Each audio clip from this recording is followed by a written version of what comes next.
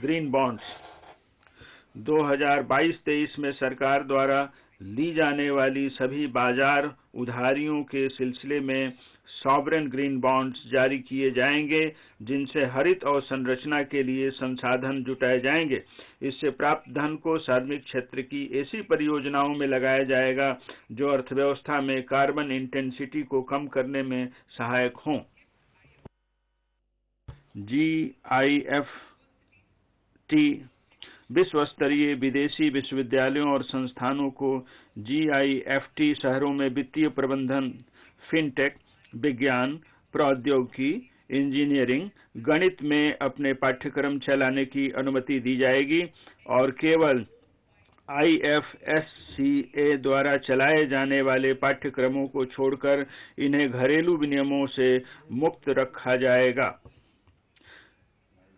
इससे सेवाओं और प्रौद्योगिकियों के लिए उच्च स्तर के मानव संसाधन उपलब्ध कराए जा सकेंगे।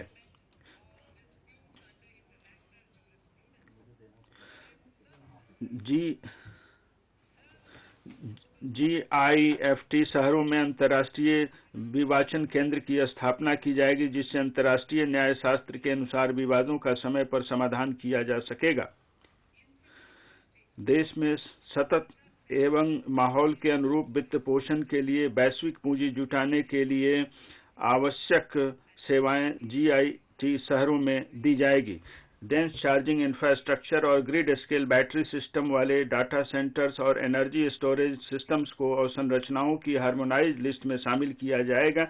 इससे डिजिटल अवसंरचना और स्वच्छ ऊर्जा भंडारण के लिए क्रेडिट सुलभ हो सकेगा। उद्यम पूंजी और निजी इक्विटी निवेश। उद्यम पूंजी और निजी इक्विटी ने पिछले साल 5.5 लाख करोड़ रुपए से अधिक का निवेश किया था, जिससे स्टार्टअप और विकास के एक बहुत बड़े इकोसिस्टम का मार्ग प्रशस्त हुआ है।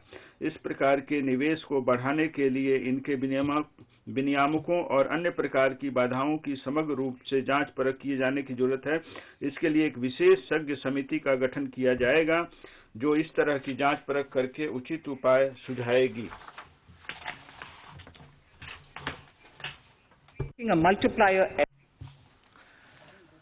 सरकार के द्वारा सहायता प्राप्त फंड्स NIIF और फंड्स के सिडबी फंड से अत्यधिक पूंजी प्राप्त हुई है, जिससे बहुआयामी प्रभाव देखने में आया है।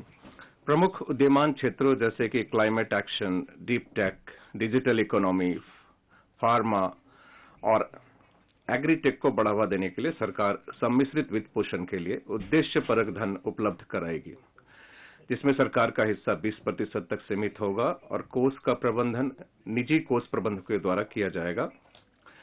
अवसंरचना परियोजनाओं की वित्तीय संभावनाओं अवसंरचना की जरूरतों के वित्त पोषण के लिए यह जरूरी है कि सरकारी निवेश में बड़े पैमाने पर निजी पूंजी भी मिलाई जाए। सरकारी निजी भागीदारी वाली परियोजनाओं के साथ साथ दूसरी परियोजनाओं की वित्तीय संभावनाओं को बढ़ाने के लिए बहुपक्षीय एजेंसियों से तकनीकी और ज्ञानपरक सहायता प्राप्त करने के साथ साथ आवश्यक उपाय किए जाएंगे।